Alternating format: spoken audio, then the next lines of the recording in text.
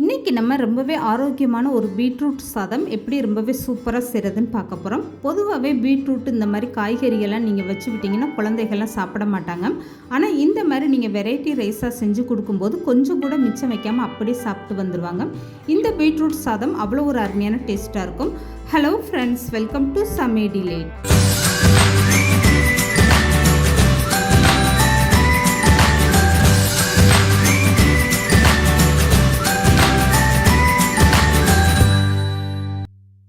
இந்த பீட்ரூட் சாதம் செய்கிறதுக்காக அடுப்பில் ஒரு பாத்திரத்தை வச்சுக்கோங்க. இந்த மாதிரி ஒரு அகலமான பாத்திரம் எடுத்துக்கோங்க. அப்போ தான் சாதம் கிளறதுக்கு உங்களுக்கு ரொம்ப ஈஸியாக இருக்கும்.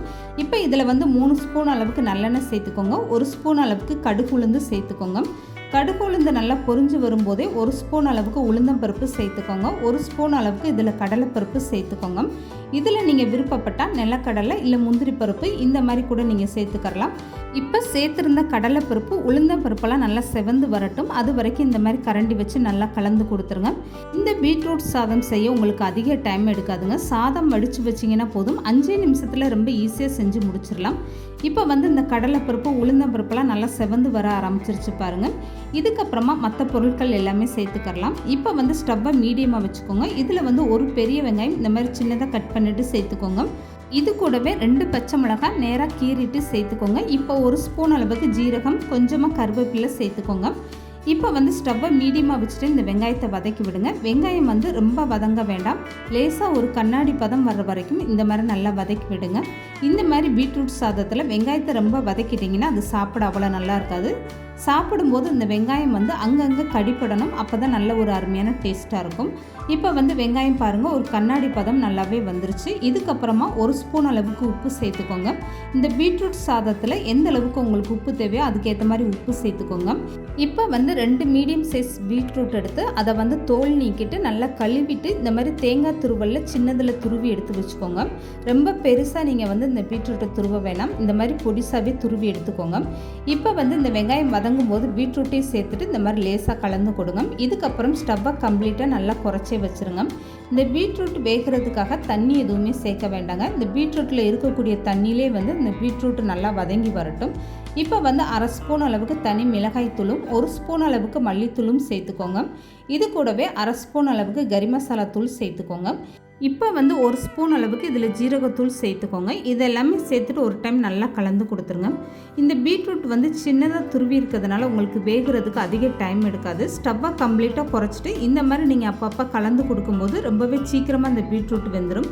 குறைஞ்சது உங்களுக்கு ஒரு 3 நிமிஷத்துல இந்த பீட்ரூட் நல்லாவே வெந்து வந்துடும். இந்த பீட்ரூட்டை நீங்கள் வேக வைக்கும்போது இதில் கொஞ்சம் கூட தண்ணியே சேர்க்க வேண்டாங்க. பீட்ரூட்டில் இருக்க தண்ணியிலே நல்லா வெந்து வரட்டும்.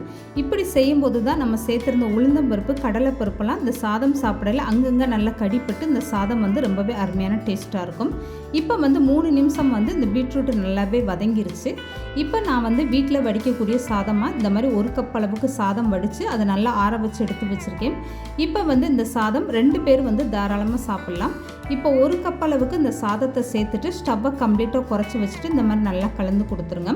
இந்த பீட்ரூட் சாதத்துக்கு நான் நார்மலாக வீட்டில் வடிக்கக்கூடிய சாதம் எடுத்திருக்கேன். நீங்கள் விருப்பப்பட்டால் இதை பாஸ்மதி ரைஸில் கூட செய்யலாங்க. இன்னுமே டேஸ்ட்டு ரொம்ப அருமையாக இருக்கும்.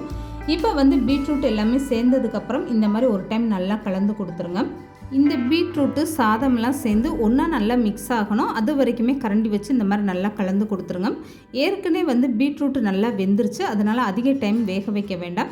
இப்போ 1 ஸ்பூன் அளவுக்கு இதில் நீங்கள் விருப்பப்பட்டால் நெய் சேர்த்துக்கோங்க. கொஞ்சமாக கட் பண்ண கொத்தமல்லி தூவி விட்டுட்டு இந்த சாதத்தை ஒரு டைம் நல்லா கலந்து கொடுத்துருங்க. பீட்ரூட் சாதம் செய்யும்போது சாதத்தை ஃபஸ்ட்டே நீங்கள் ரெடி பண்ணி நல்லா ஆற வச்சு எடுத்துக்கோங்க. அப்போ தான் இந்த மாதிரி சாதம் நல்லா உதிரி உதிரியாக ரொம்பவே சூப்பராக வரும். இப்போ எல்லா சாதமும் சேர்த்து இந்த மாதிரி நல்லா மிக்ஸ் பண்ணி விட்டாச்சு பாருங்கள். எடுக்கும் போதே இந்த சாதம் எந்த அளவுக்கு நல்லா உதிரி உதிரியாக பார்க்குறதுக்கே ரொம்ப சூப்பராக வந்திருக்கு பாருங்கள்.